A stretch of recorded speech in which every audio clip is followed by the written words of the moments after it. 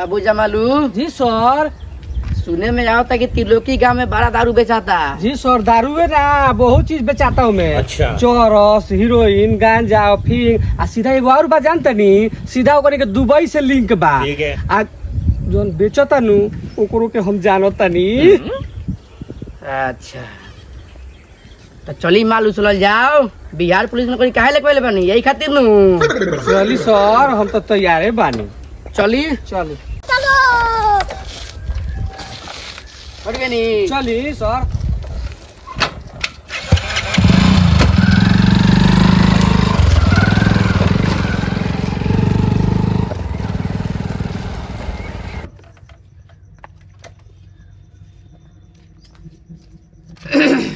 बाबू जमालू। जी सर। चल करी। ए लोचन, लोचन, अरे निकला बाहरी तो। कौन सारा रे कितना चिल्लाता दुआरी पर।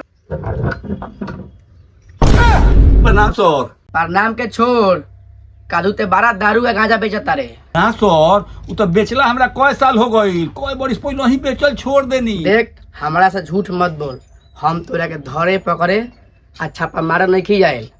ठीक बा, जे हमरा से झूठ बोलता रे। तोर दुकानदारी हो ते चलाओ, हमार दुकानदारी है हो हमरा के चलावे दे। हमरा हर महीना माल चाहिए, ते कुछ बेच अच्छा एक गार मारवा। ये सर, हम तो डेराइए कर रहनी है, रोबा के हर एक महीना में पैसा देम, बाकी कोनो दिक्कत ना नु होई। कोनो दिक्कत ना होई, हम बानी नु। अभी मजा आएगा ना भिड़ो। ली है धर ये महीना के पैसा। दे मालो चाहिए।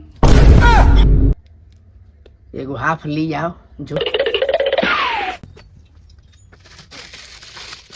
ली सर, फूल हो। बाबू जमालू। जी सर। पकड़ो, हाफ मांगनी है, फूल मिलो। चलिए सर।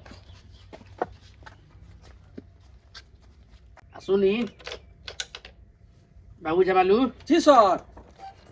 मछली के जुगाड़ करी। चली सर, आज मछली लिया पाते।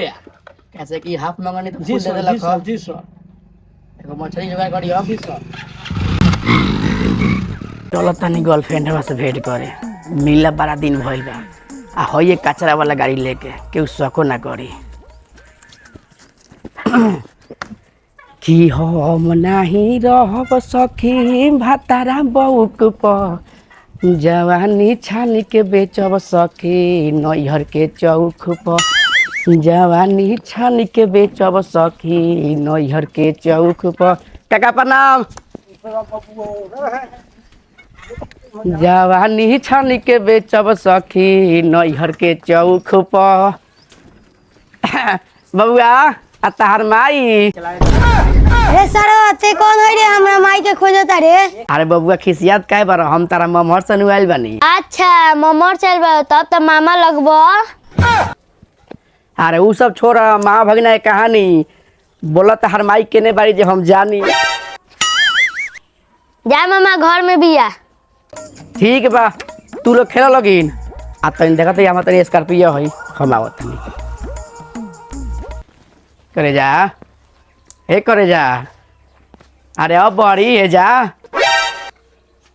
करे जा। कौन है रे दो गलवा कि कुत्ता नियर चिल्लाता दुआरी पर। रो आवत तनी।